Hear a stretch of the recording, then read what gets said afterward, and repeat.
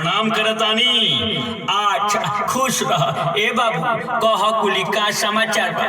एकाकी अरे पंचायत में बहुत तरह के लोग आवता, लेकिन अब की खूब सोचे के बाद समझे के बा, अपना बीच नेक ईमानदार कर्मठ व्यक्ति चुने के बा जे पंचायत में हमेशा विकास दिलाओ। अच्छा ए बाबू, पंचायत भर में हाला सुनाता, हाँ पुल छाप के, आहा पुल छाप उहे अपन मोहम्मद आजम बाबू के चुनाव निशान मिलल बा, पुल छाप। हाँ काकी, तहरा तो पूरा याद बा हो।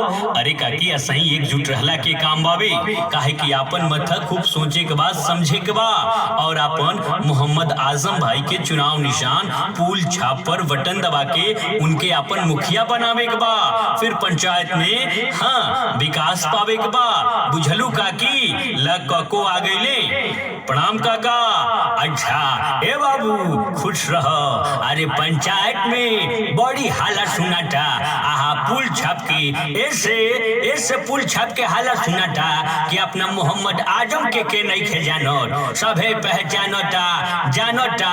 ऐसे व्यवहारे ऐसन हो, संस्कारे ऐसन हो, सबकरा से मिल व्यवहार के रहे वाला, हर जाति वर्ग के साथ एक समान व्यवहार करे वाला, दुख सुख में कदम से कदम मिला के चले वाला अपन आजम बाबू, आहा उन्हीं के चुनाव निशान पुल छाप। पंचायत भर के लोग खूब सपोर्ट करता, सभे लोग सहयोग करता, ऐसे कि आजम बाबू अपन मुखिया बनी है। रहा उनके सपना बा कि पंचायत में खूब विकास करावे के बा, हर तरह के सरकारी योजना के लाभ घर घर पहुंचावे के बा, काहे ना वृद्धा पेंशन होखो, विकलांगता पेंशन होखो, आहा हर तरह के सरकारी योजना के लाभ सपना सजौले बड़े। आहा टाइम मतदाता बंधु अब की एकजुट होके अपन आशीर्वाद स्वरूप एक एक कीमती आहा बहुमूल्य वोट पुल छाप बटन दबा के इनके अपन मुखिया बनावल जा, इनके सपना के साकार कइल जा। बुझला बाबू? ऐसे याद रखी है पुल छाप।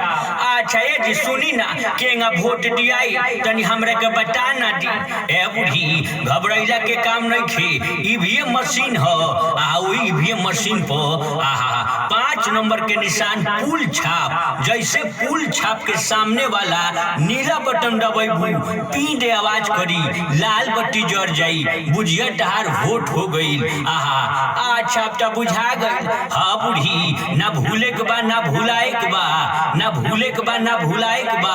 अब की पुल छाप ही बटन दबा के अपना मोहम्मद आजम के अपन मुखिया बनावे के बा, अपन सेवक बनावे के बा। ऐसे याद रखी, पुल छाप पुल छाप पुल छाप। ओए होए।